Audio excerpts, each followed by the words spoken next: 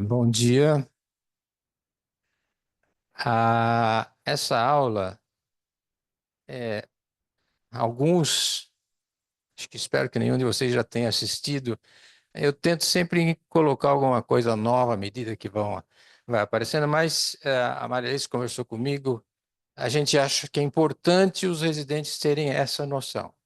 Se não entender, pergunta, que não tem problema. É mais complicado, mas vocês têm que ter essa visão, até porque isso não se aplica só ao transplante, né? Isso é a biologia. Então, o que a gente pretende? Mostrar para vocês são mecanismos inflamatórios fisiológicos, tá? Ninguém está falando de transplante. Agora aqui sim.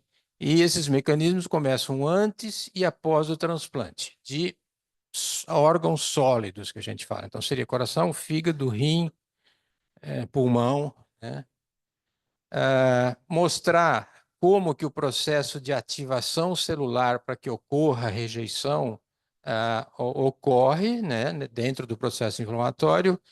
E hoje a gente vai dar uma pista e nas próximas aulas a gente vai mostrar os locais de ação correto e as drogas imunossupressoras.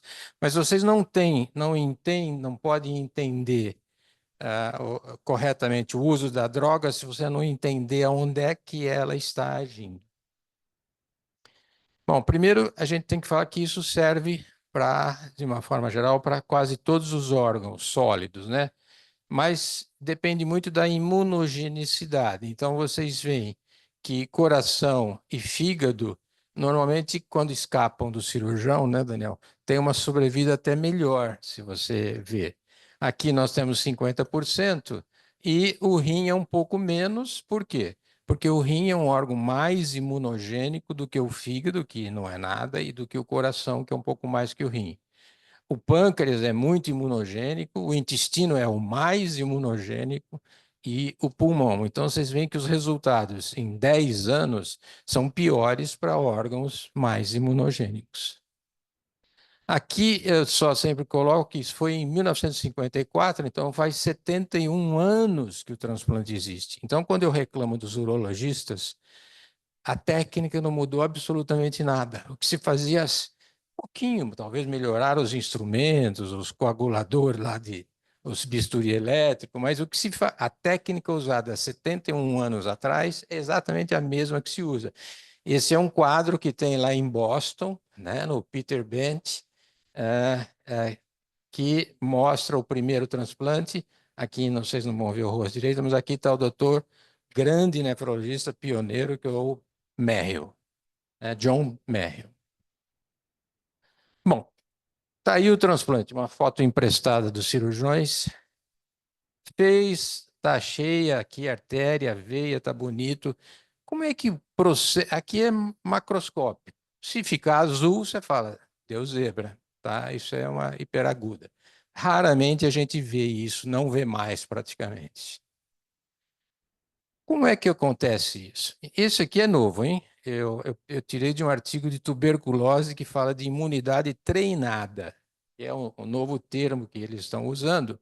Mas como é que ocorre o processo de ativação celular? Então, você tem um período pré-transplante, que algo está acontecendo com aquele doador, né? Então, nós temos essa incidência de rejeição de DGF alta, por quê?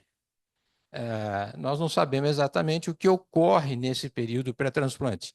É a manutenção não adequada do doador, é o tempo de isquemia que a gente fala, é o manejo do cirurgião com o órgão, é o tipo de preservação que aquele órgão faz, ela é estática, como a gente usa, ou ela é com máquina de perfusão, isso influencia. Então, existe ainda um processo que se inicia antes do transplante, tá? Aí ocorre o transplante, nós temos aqui uma interação celular, que a gente vai detalhar, ocorre com a reperfusão do órgão e o órgão pegando, né, como a gente fala, e continuando, você vai ter uma resposta celular. Essa fase pré-transplante, ela é todinha dependente da imunidade inata. Nós nascemos com isso aí. Por quê? Não tem, a gente chama de uma inflamação que é estéril, porque você não tem o halo antígeno, você não tem o rim, você não tem o coração, você não tem o fígado nessa fase. Você tem um rim que está resfriado só. É absolutamente nada. Mas tem uma série de reações inflamatórias ocorrendo aqui. Quando você transplanta e reperfunde o rim, aí você está expondo aquele rim em contato com o halo antígeno, né? O receptor está reconhecendo aquele rim como estranho ao seu organismo. Então, isso chama halo reconhecimento. E depois da reperfusão, com o passar do tempo, ocorre uma diferenciação das células, né, que seria a memória imunológica, tanto de células B como de células T. Então, o que poderia ocorrer naquela fase pré-transplante? Um assunto que antes não era tão valorizado e que começou a ser dado valor são os vários sinais de perigo que ocorre no potencial doador do órgão. Isso geralmente ocorre no período de morte cerebral, uma série essas são proteínas associadas ao dano celular, tem DAMPs, PAMPs, enfim. Elas que são responsáveis para estimular a imunidade inata, né? Então, vocês estão vendo aqui uma resposta, aqui nós já estamos falando do transplante, né? Estimula também a resposta imunológica, pode ter rejeição e pode estimular a formação de fibrose. Então, essas moléculas são causadoras de ativação da imunidade inata. Isso também ocorre, que o gráfico que eu tirei de lá, é do fenômeno da tuberculose, tá? Em vez do coração ou do rim como órgão estranho, lá está o bacilo da tuberculose. E dentre essas moléculas inflamatórias, uma importante é o inflamassoma, tá? É uma molécula da imunidade inata que está ali atuando, uma das moléculas, né? Tá vendo aqui, ó, o DAMP, para causar ativação das IL-1, 1 beta, causar inflamação e a disfunção do órgão. Então, nós investimos, aqui só para mostrar para vocês, nesse estudo, tentando medir a concentração desse inflamassoma, né? Mas a gente tinha um interesse em rim de critério estándar ou estendido, e isso aí não interessa no caso, mas o que nós vimos? Que os receptores para o inflamassoma estavam muito aumentados realmente naquela fase de imunidade inata. Por que eu estou falando isso? Porque seria um jeito de você manipular essa resposta já no pré-transplante, que era uma ideia que se tinha já no ano 70, você tratar o doador. Só que é uma coisa complicada. Tratar o doador ou tratar o órgão doado.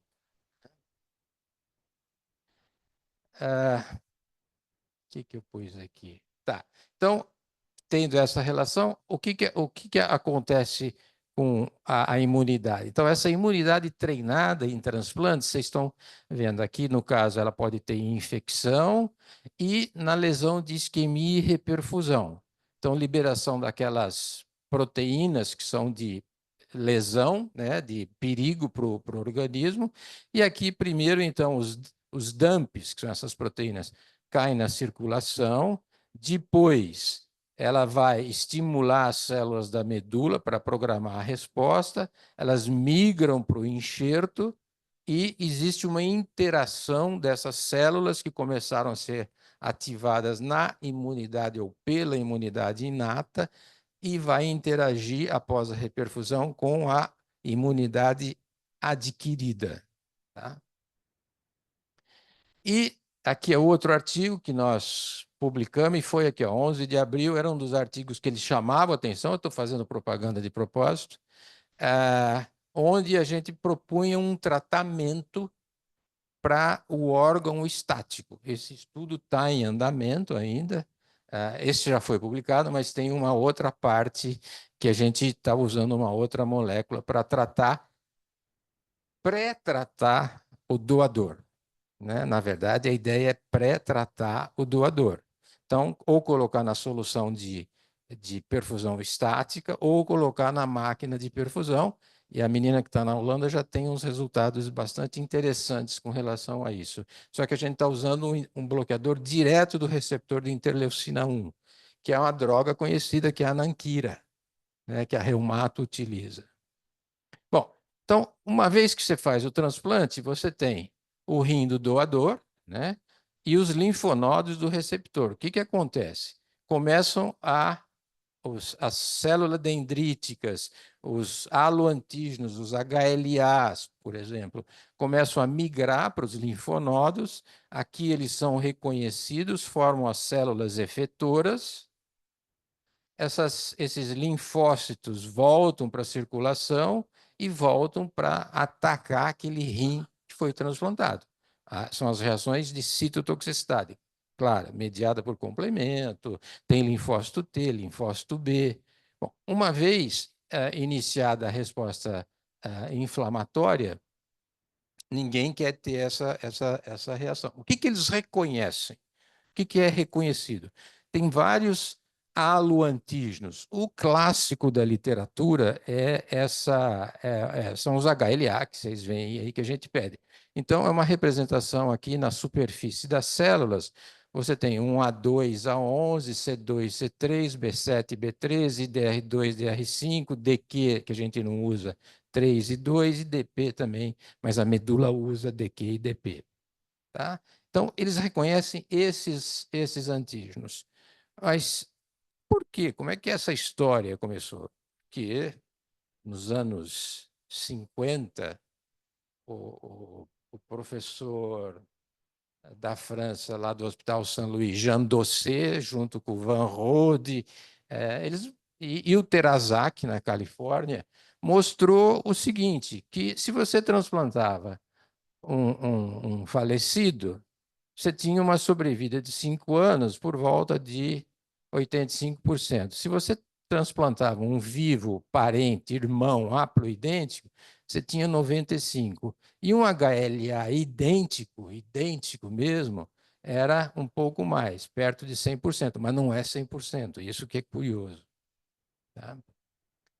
E esses estudos foram feitos, esse aqui é o slide do estudo colaborativo que continua lá em Heidelberg. Então, vocês estão vendo aqui a relação prestem atenção, é mismatch. Hein?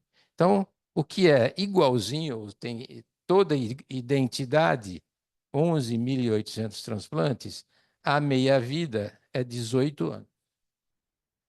O que tem 6 mismatches, ou seja, que nem o caso de hoje, nenhum alelo, ele tem 12 anos de meia-vida. Então, esses dados foram mostrando, puxa, o HLA é importante. Chegaram até a questionar qual é a importância do HLA na época do ciclosporina, tacrolimo, e viram que mesmo com essa imunossupressão, porque isso aí está misturado azatioprina e prednisona, ciclosporina e azatioprina, mas mesmo com a nova imunossupressão, ainda existe uma desigualdade em termos de sobrevida entre o paciente 0 mismatch e 6 mismatch.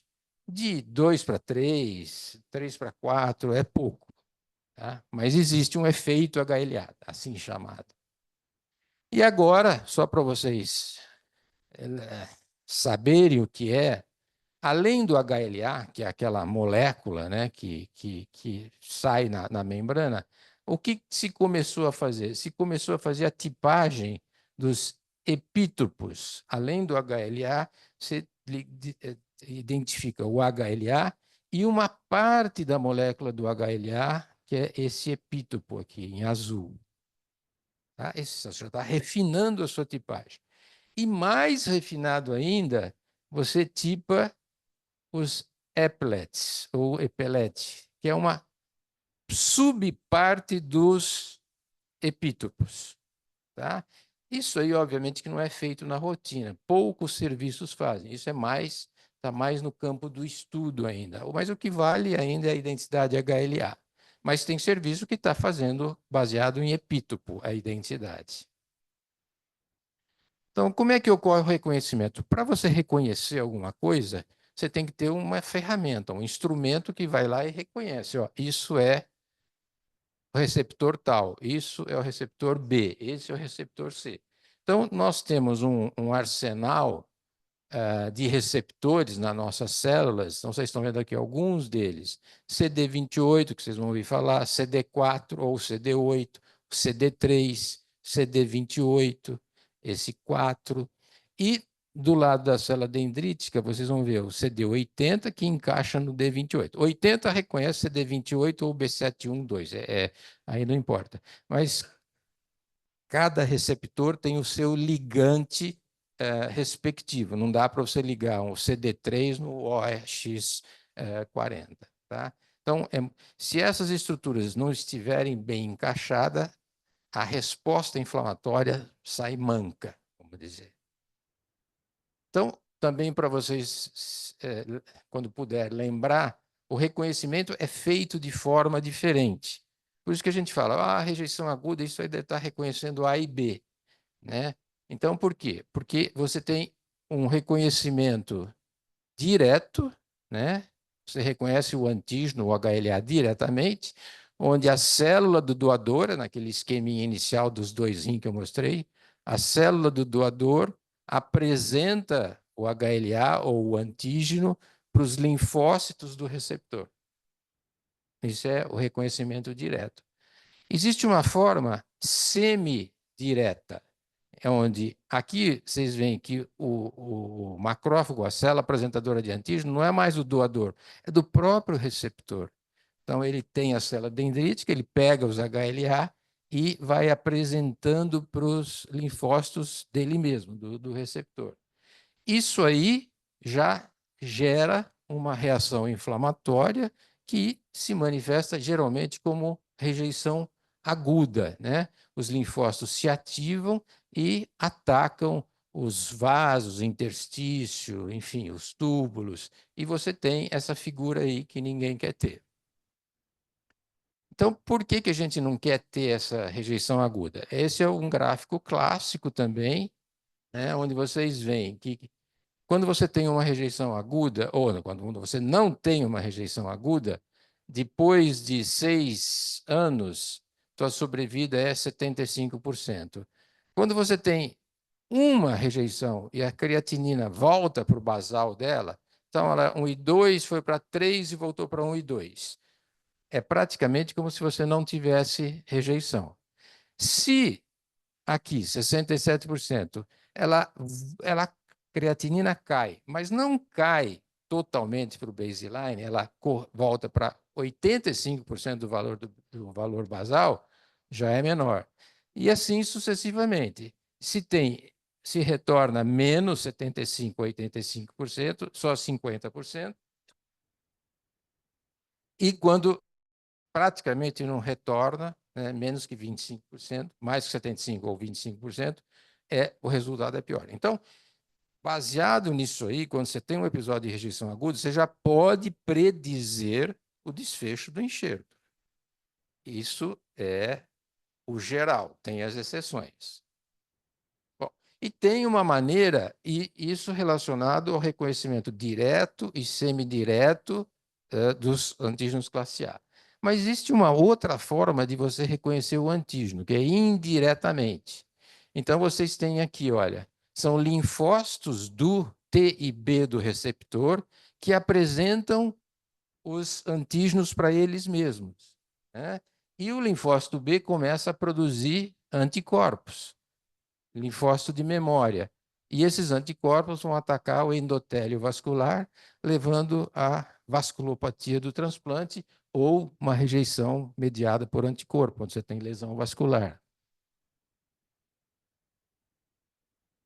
Que é isso aqui. Então, você tem um vaso normal, aqui um vaso, uma anel íntima, quase fechada, e aqui um vaso totalmente fechado.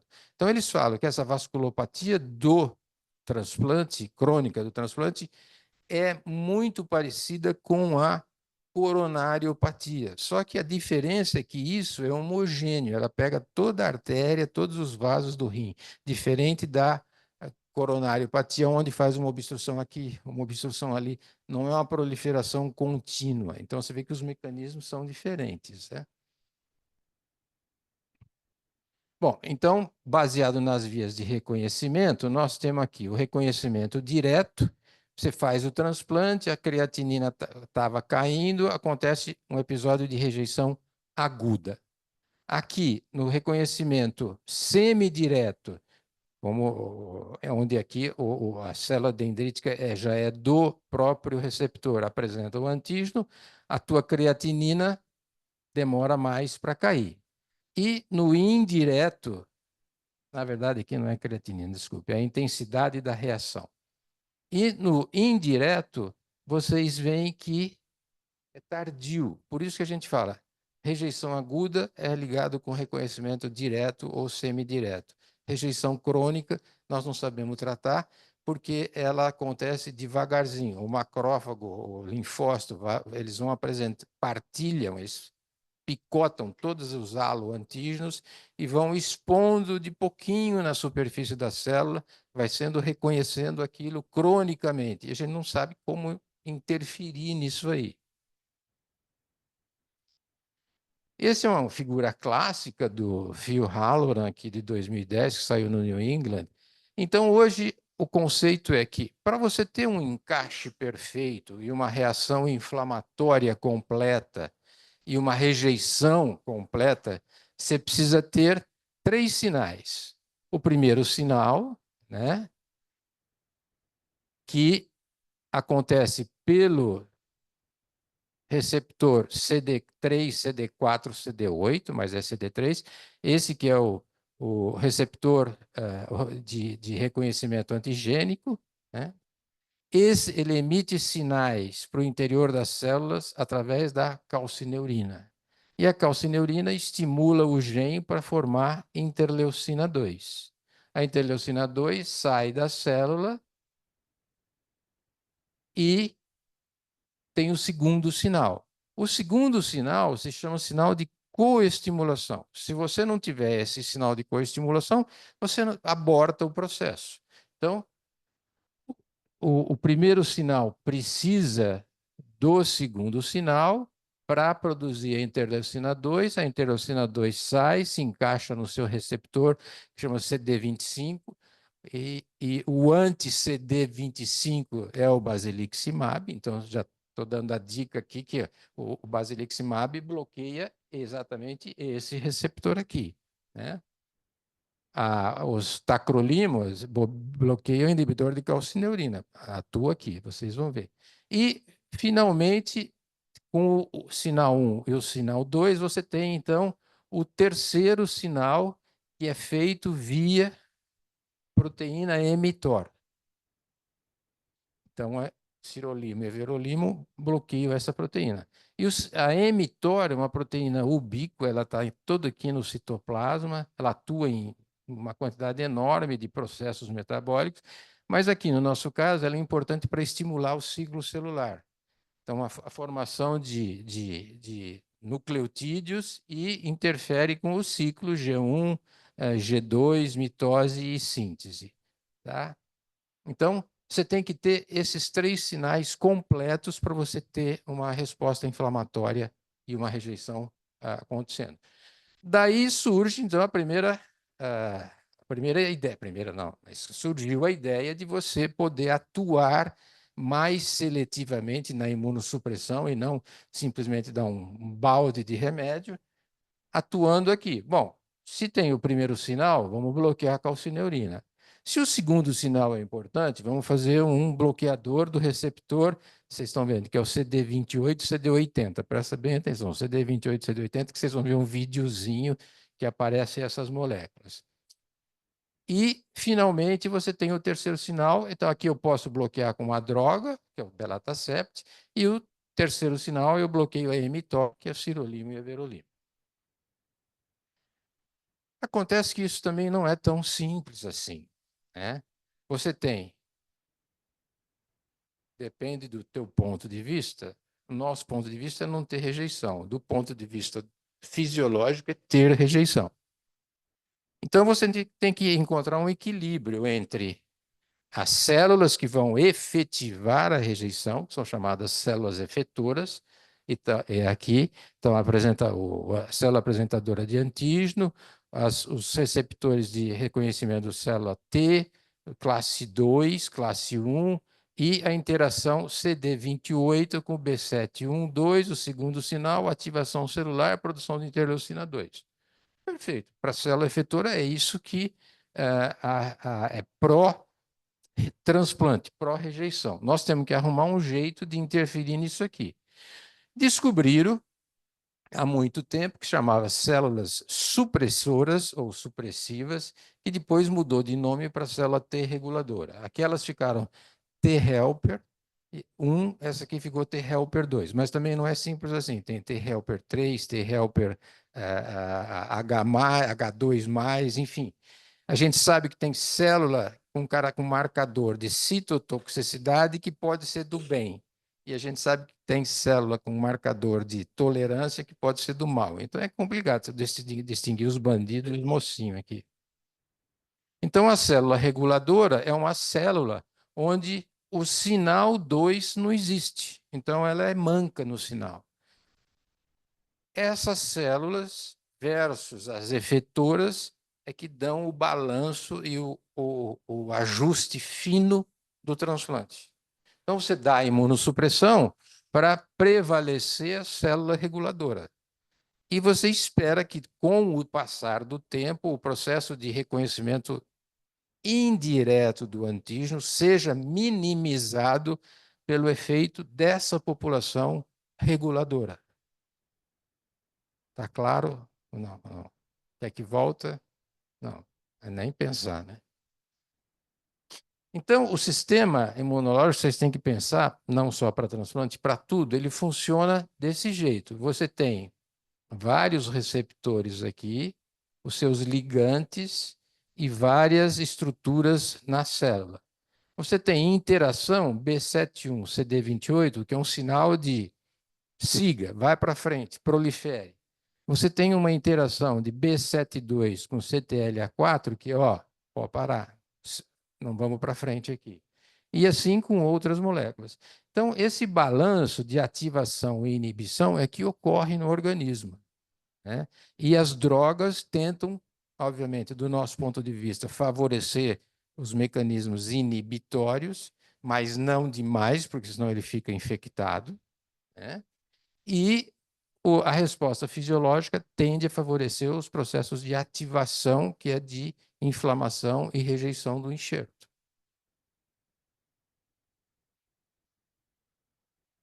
Então, aqui no resumo, aquele órgão do começo, ele é transplantado aqui, né? Você tem o reconhecimento do antígeno, essas são as fases que vocês têm que lembrar. Aí você tem a fase de ativação daquele linfócito, porque reconheceu o que não é próprio, né, dele. Aí essas células que reconhecem o que não é próprio começam a proliferar, e vocês estão vendo que isso em questão de horas, né? Então, 24 horas, você praticamente tem um processo de rejeição montado. Aí, essas populações aqui que proliferaram vão se diferenciar em células do bem e células do mal, e as células, de acordo com a cultura woke, que não sabe para que lado vão, se vão para a direita ou vão para a esquerda. Célula efetora, né?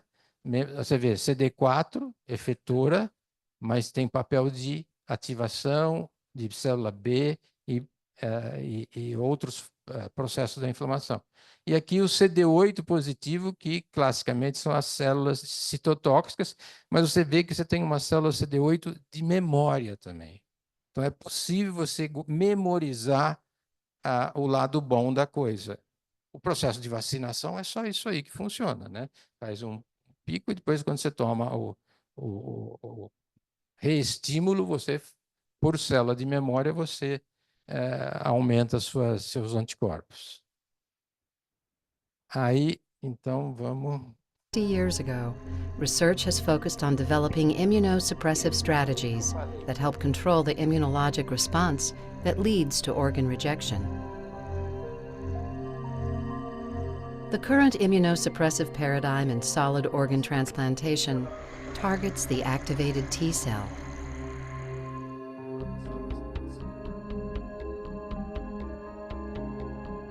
Activated T cells orchestrate the immune response, which can culminate in graft rejection.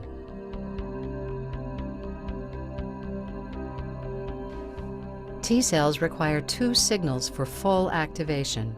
First, antigen is processed and presented by the antigen-presenting cell, or APC, and then presented to the T cell receptor, or TCR.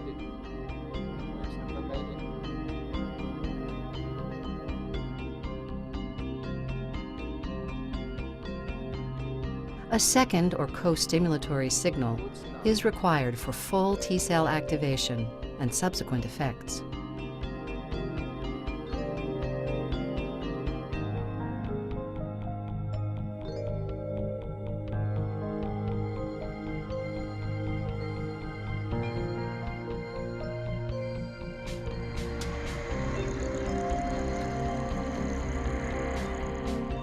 Multiple co-stimulatory pathways are involved in T cell regulation.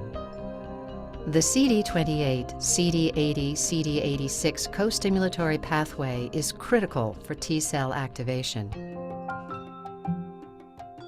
CD86 is constitutively expressed on APCs and CD28 on T cells. Both are upregulated upon TCR engagement. Upon activation, CD80 is induced on APCs. CD86 and CD80 have distinct and complementary functions in initiating and sustaining the antigen-specific T cell response in graft rejection.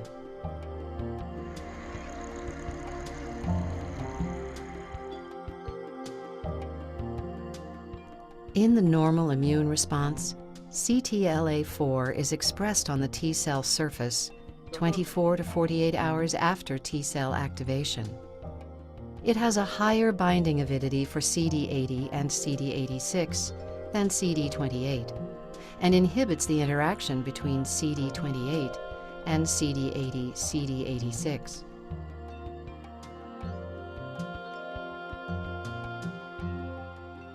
This downregulates the antigen-specific immune response and contributes to T cell anergy and/or apoptosis.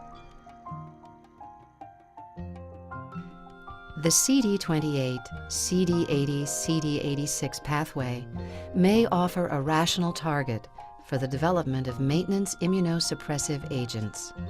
It is well characterized, specific to the T cell, and is critical for full T cell activation. Então, o que vocês viram? Vocês viram? Uma bela estampa. Opa, né? Vocês viram a ativação normal, que é feita a CTL4, CT28. Está gravando? Vocês viram então CD24, CD28 e CTL4, e ele fala, a moça fala de que o CTL4 tem uma afinidade maior. Então, como foi desenvolvido? O que eles fizeram? Eles fizeram o belatacept, que é uma imitação do CTL4. Só que ela não é um monoclonal, é feita por engenharia genética. É uma imunoglobulina, é um CTLA4 fake, né, que se liga nesse receptor e bloqueia o sinal de coestimulação.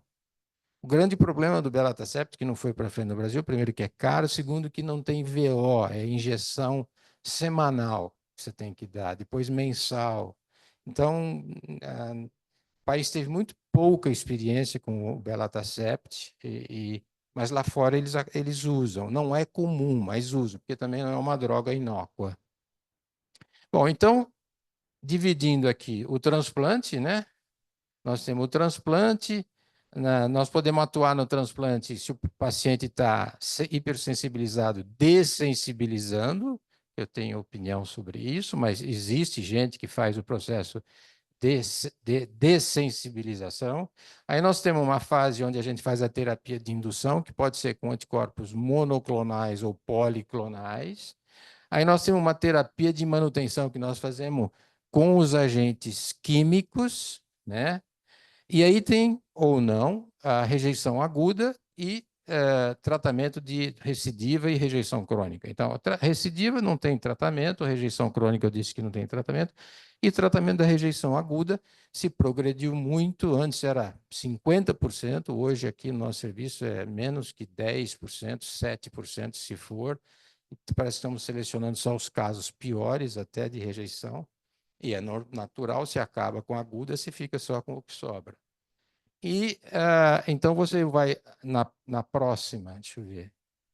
Então, nas próximas aulas a gente vai ver que os agentes biológicos que a gente está usando agora, rotineiramente, não usava, mas usava só para caso específico, que primeiro você pode utilizar indução com timoglobulina, que ele é policlonal. O que é policlonal? Ele tem anticorpo, é uma sopa de anticorpos contra todos os tipos de receptores na superfície das outras células. Por isso que ele é um anticorpo depletante, ele mata o linfócito. Tá? Você tem aquela linfopenia que vocês veem. E os anticorpos monoclonais que a gente usa, só sobrou o basiliximab, ele, ao contrário, é um anticorpo anti-CD25, que é aquele receptor lá, não depletante. Então, você não tem linfopenia, você não faz esse tipo de controle. O bloqueio do segundo sinal é feito pelo belatacept, que a gente não usa. O terceiro, o sinal, você, então, induz com o basiliximab, que é um antirreceptor de interleucina 2, mas caso você consiga ainda progredir, e a gente sabe que o processo progride, você pode atuar na inibição da proteína mTOR com o sirolimo e com o everolimo, e com isso reduzir ou até parar o ciclo celular e a síntese de nucleotídeos. E, por fim, nós temos agentes antiproliferativos, a azatioprina, micofenolato mofetil e disódico.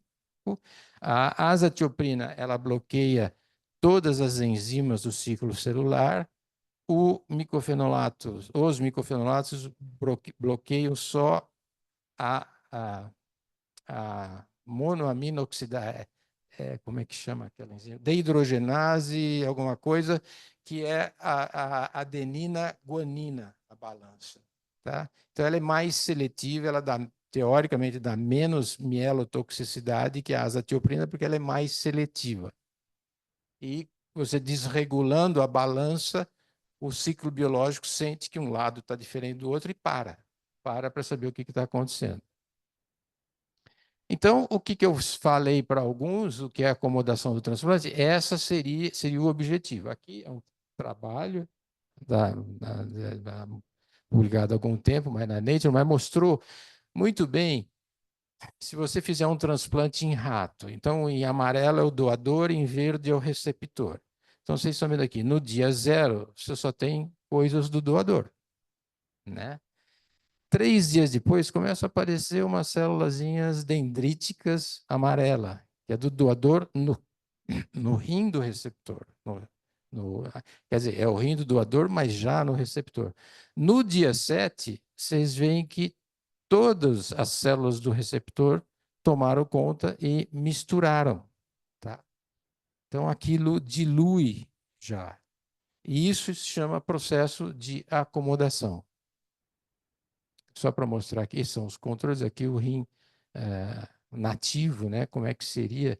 Então, vocês veem que predominam, então, as células do receptor e começa esse processo de acomodação. Então, o que eu sempre mostro, que é esse slide que eu acho bem interessante, tudo se baseia no seguinte: se você deixar células pró-inflamatórias proliferarem, vai pesar muito mais na balança e você vai ter a rejeição. Se você der um tempo para as células regulatórias ou reguladoras, não vou dizer que proliferarem, mas se você, que é o que a gente faz, dá um jeito de diminuir a população de células citotóxicas, das células do mal, vamos dizer assim, a balança passa a ser desequilibrada para o lado das reguladoras. Existem algumas estratégias de se aumentar célula reguladora. Experimentalmente existe, mas na prática a gente não sabe como fazer isso. Pode ser que as transfusões sejam uma maneira, mas isso fica. Mas, enfim, se você se pesar a balança para o lado das células reguladoras do bem, você teria o fenômeno de tolerância. Era isso aí.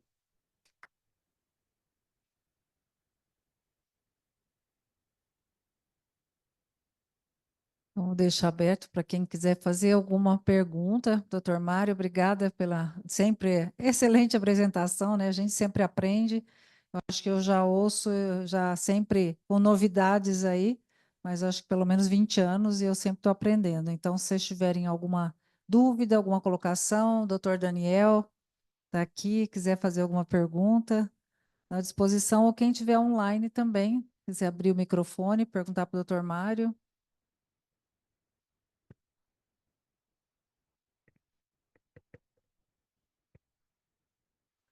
Acho que ou todo mundo entendeu, né? Entendeu tudo.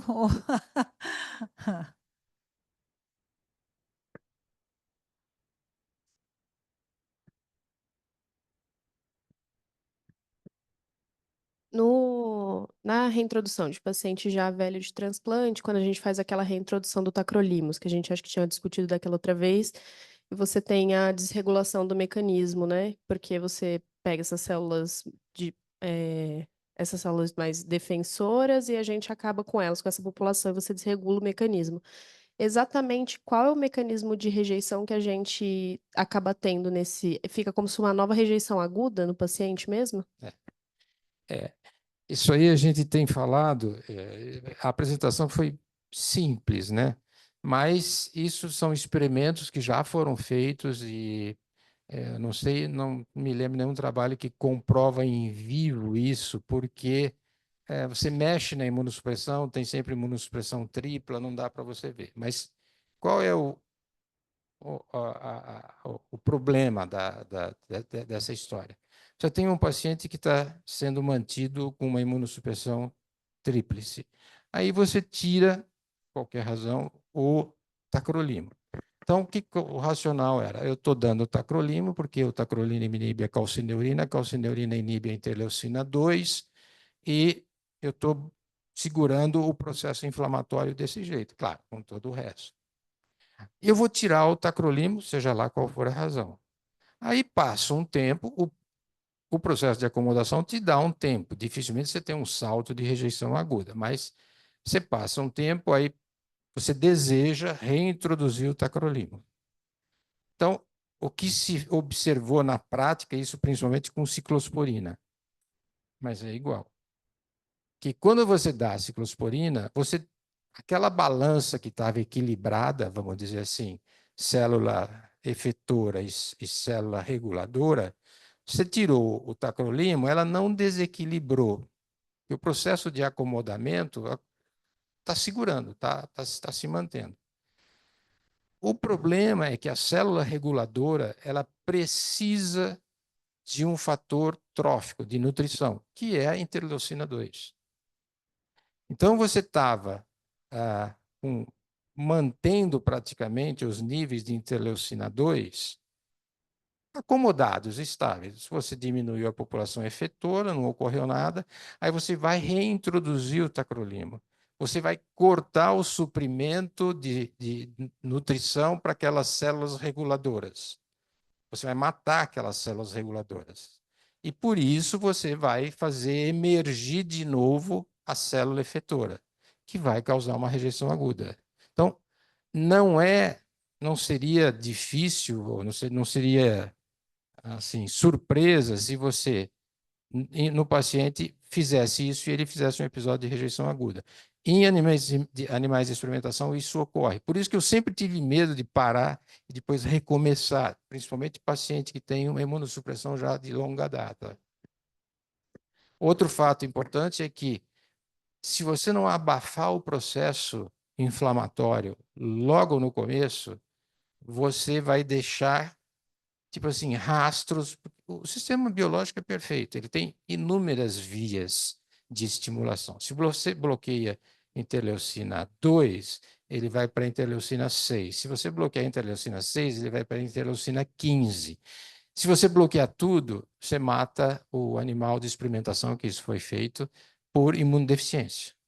Então, você não pode bloquear tudo, né? Aqui eu estava falando mesmo? Esqueci.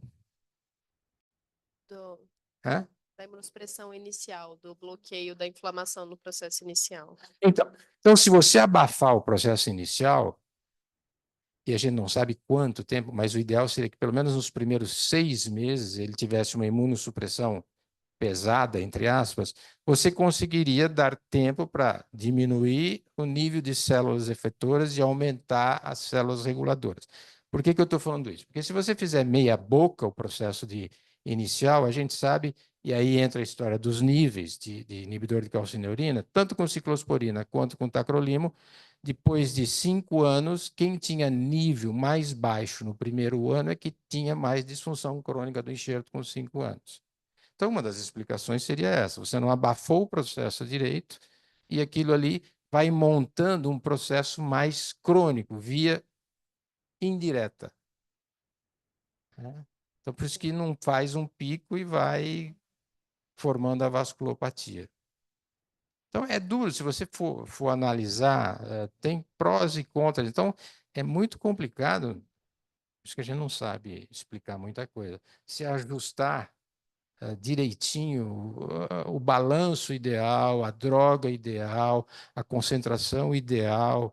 Eu estou falando há anos que eu falo da genética do polimorfismo do tacrolimo, da ciclosporina é igual para para outros. Agora voltou a concentração sobre o nível sanguíneo para ver quem está, o acetilador rápido, o acetilador lento. Mas se procura, porque o nível não reflete exatamente o que acontece aí. Um caminho, é uma indicação, mas você não pode confiar plenamente naquilo.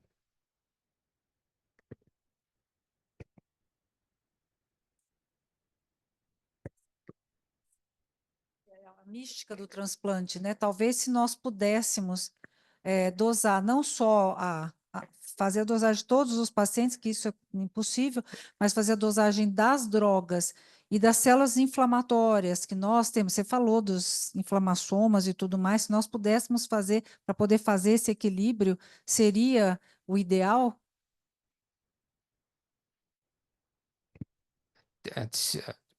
Alguns relatos existem de você dosar a quantidade de IL-2 na célula. Mas isso, no nível prático, não dá para fazer, né? Mas foi pensado. Ele falou, bom, olha, vamos dosar a concentração no sangue, não adianta, vamos dosar no tecido, vamos dosar na célula. Alguns até estimulam a célula para ver quanto que ela produz de interleucina 2, isso é possível fazer, mas tudo isso é in vitro e demora um certo tempo. Então, em princípio, a dosagem das drogas sai em questão de horas, para pelo menos 24 horas sai, né? Mas foi pensado.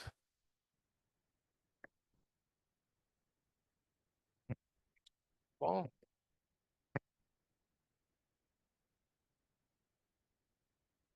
Obrigada. Obrigada, doutor Mário, mais uma vez, né? E nós vamos voltar com a segunda parte da aula, que agora ele vai falar das drogas imunossupressoras.